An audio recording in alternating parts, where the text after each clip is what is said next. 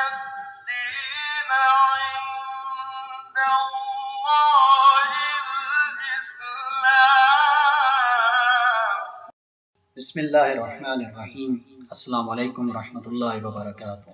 اسلامی علوم کے تعارف کے سلسلے میں آج ہم بات کریں گے علم اصول الفقہ کے پہلے حصے میں.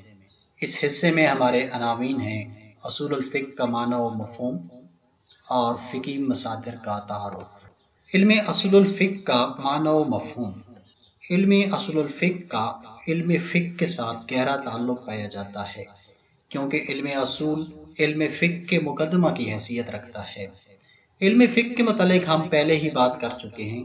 علماء نے علم اصول الفقہ کی تعریف اس طرح سے کی ہے: علم اصول الفقہ ایسے قواعد و ضوابط کا علم ہے جن کی مدد سے ایک مجتہد مصادر فقہ یعنی قرآن و سنت، اجماع یا عقل میں سے کسی حکم شرعی کا استنباط کرتا ہے. اب آتے ہیں مصادر فقہ کا تعارف. مصادر فقہ سے مراد وہ ذرائع یا سورسز ہیں جن سے فقہ کے احکام کو اخذ کیا جاتا ہے. شیعہ علماء کی نظر میں مصادر فقہ چار ہیں. نمبر 1، قرآن مجید. قرآن مجید اسلامی قوانین و احکام کا بنیادی مصدر ہے. قرآن مجید سینکڑوں موضوعات کے بارے میں بات کرتا ہے، لیکن قرآن مجید کی تقریباً 500 آیات کا تعلق صرف عملی احکام سے ہے. ان کو آیات الاحکام بھی کہا جاتا ہے. علماء اسلام نے ان 500 آیات کے بارے میں متعدد کتب لکھی ہیں. نمبر 2، سنت. اس سے مراد پیغمبر اسلام صلی اللہ علیہ وآلہ وسلم یا امام معصوم کا قول، فعل اور تقریر یعنی کہ تائید ہے. رسول اللہ کے ساتھ ائمہ اہل بیت علیہ السلام کی سنت کو بھی مصدر فقہ قرار دینے کی وجہ وہ متواتر حدیث ہے جس کو اہل سنت محدثین نے بھی ذکر کیا ہے کہ آپ صلی اللہ علیہ وآلہ وسلم نے فرمایا: میں تمہارے درمیان 2 گراں قدر چیزیں چھوڑے جا رہا ہوں، کتاب خدا اور اہل بیت. جب تک تم ان دونوں سے وابستہ رہو گے کبھی گمراہ نہیں ہوگے.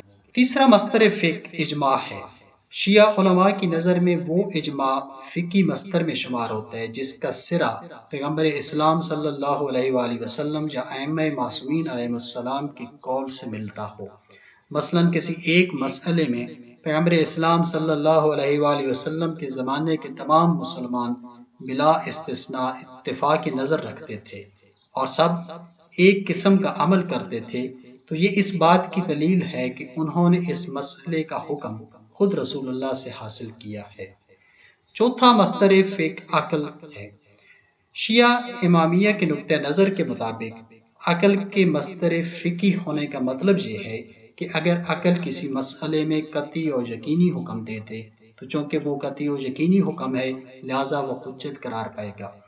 اہل سنت کے فقہی مذاہب یعنی کہ حنفی، شافعی، مالکی اور حنبلی میں امام ابو حنیفہ عقل کی جگہ قیاس کے قائل ہیں، لہذا ان کی نظر میں فقہ کا چوتھا مصدر قیاس ہے جسے قدیم فقہاء نے اجتہاد بالرأی کا نام بھی دیا ہے. لیکن شیعی نقطہ نظر سے قیاس پر عمل کرنا درست نہیں ہے. السلام علیکم ورحمۃ اللہ وبرکاتہ.